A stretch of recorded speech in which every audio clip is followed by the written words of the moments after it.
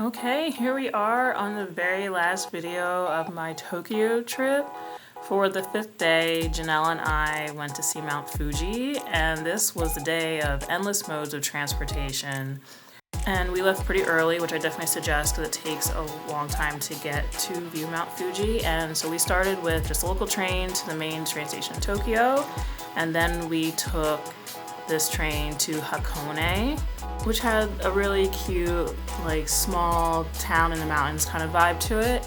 And there's a main downtown area where the station drops you off from Tokyo, but then from that we took a switchback train, which is basically a train that sort of sidewinds up the mountain, going back and forth, changing tracks in order to get you up to the top, as opposed to going up a sharp incline directly.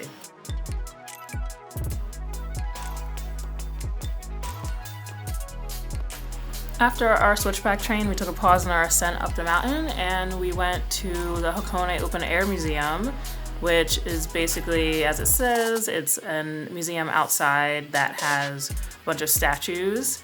But before we got to that, we stayed indoors and we got lunch. They had a buffet that was really good. It did have a lot of fried foods, but I think they just do popular items, but it was all really tasty. They had both fried vegetables and fried meats. They had stews, they had dumplings, they also had desserts and a salad. This is what my plate was afterwards, and this was the best butternut squash soup I'd ever had in my entire life. I became obsessed with butternut squash after this, and this was the view we had outside our lunch.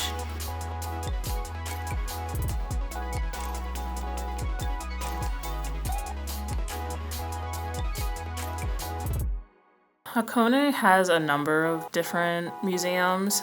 We chose this one because I'm a really big fan of sculptures, so that's where we wanted to go, but there's some other normal indoor museums in the area as well that you can definitely check out and spend some time.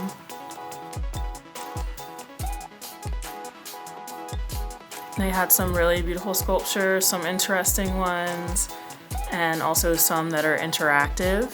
But my favorite thing about the sculptures might be the names. They are really something, and it might be the translation from Japanese, but I don't know if that's what's going on here. So here's one of the art pieces that you can walk inside of. It's called My Sky Hole something. It was really interesting. We went through dark tunnels, we had to squeeze through some spaces. There's one part where you can look up at the sky through a pinhole. And here's another sky hole, really just a pretty looking piece. But yeah, it's just a big open space where you can see a lot of different types of artwork.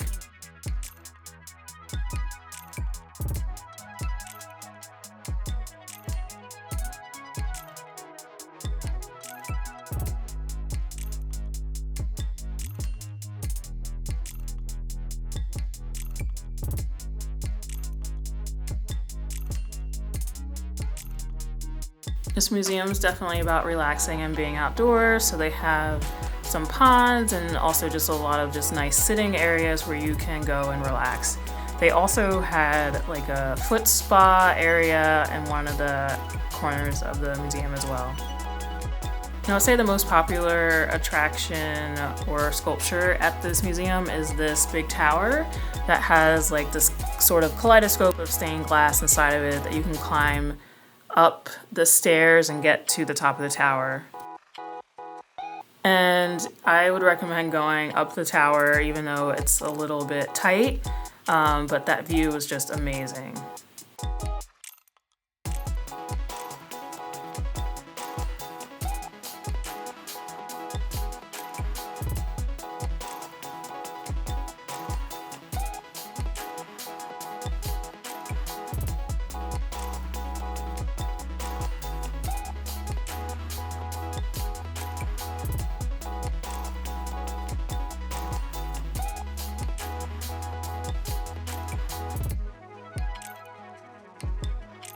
Like I said, they also have some interactive art, so this was a maze they had that I enjoyed running around a little bit and losing Janelle, which is always a really fun thing to do.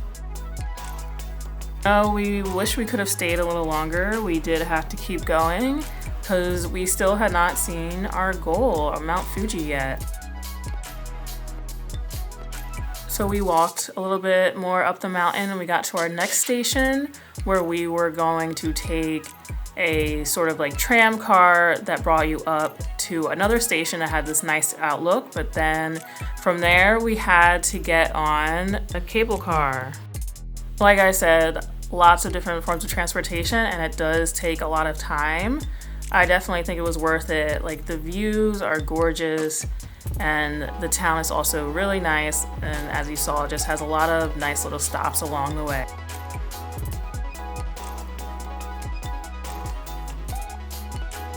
And then finally, as we got to the top, we got a view of Mount Fuji. The Hakone mountain station at the top is right in an area where there's still some like active volcanic activity, which you can see here. Some parts were like mined away and excavated, but it's really a nice scenery still. And as beautiful as it may look, the little clouds of gas you can see are like vapor from the mountain, which contains sulfur, and so it actually really stinks. But someone worked really hard to turn this stink into a benefit, and so at the top of the mountain there's this black egg shop where essentially they boil eggs in sulfuric water and it turns the shell black. And there's a massive line for it. But it is still just a normal hard-boiled egg. And also, if you're going up to the mountain, you are going to be on a mountain, Mount Hakone, and so it is cold up there. Janelle and I and many people were not properly dressed for how cold it was going to be. It was also really windy. You could see a lot of people just running around trying to run indoors from the different areas, but it was still really fun. And so from there, we traveled down the mountain to go to Lake Ashi, and so this station will take you to another shrine that's out in the lake that looks really beautiful. And Janelle and I debated going out there. That was the original intention, but the different forms of transportation have different stopping times, and so if we had gone to go see the shrine, we basically would not have been able to get back to like the downtown Hakone area. So we decided not to do that and took a bus back to main Hakone. Also because the cable car and tram car would not have been operating to get us back down. But the bus ride was fun, it was safe, it was clean, it was nice, and you got to view a lot of the town. And for dinner, we went to this pizza place, 808 Monsmare, and we went there because Janelle had been here before and she said it was the best pizza she had had in Japan. And it was like really nice wood-fired pizza, and it was definitely delicious. This is one of the best pizzas I've ever had, Japan or United States. And so if you end up going to Hakone, I definitely recommend going to this pizza place. You will not be disappointed. And so after this great dinner, even though our bellies were full, we were still freezing from being on the top of the mountain. And so we went to an onsen.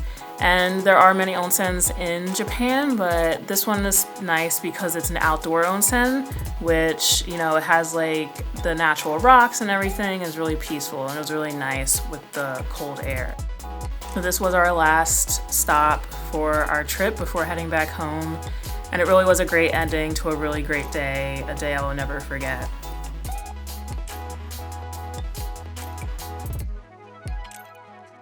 Day 6, this is the last full day of the trip. It was also my birthday, so that's really fun.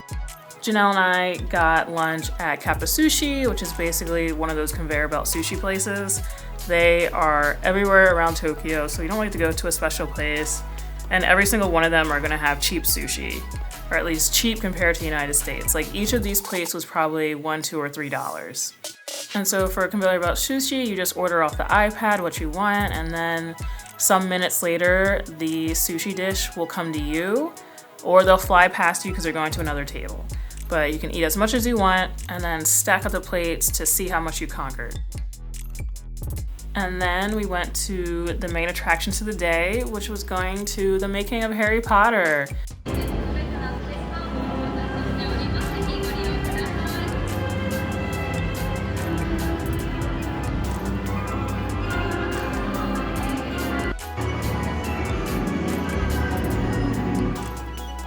But this whole thing is basically just like a behind the scenes sort of interactive kind of museum for Harry Potter.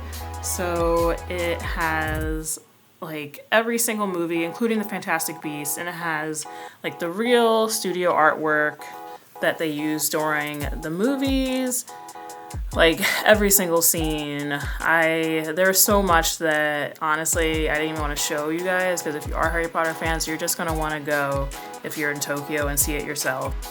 But they have a lot of things, so it's like you could act like you're writing a room, or you're casting a spell, or like you're in one of the paintings. And they also have all the props, you know, from the movies, and also just these little just fun things to look at.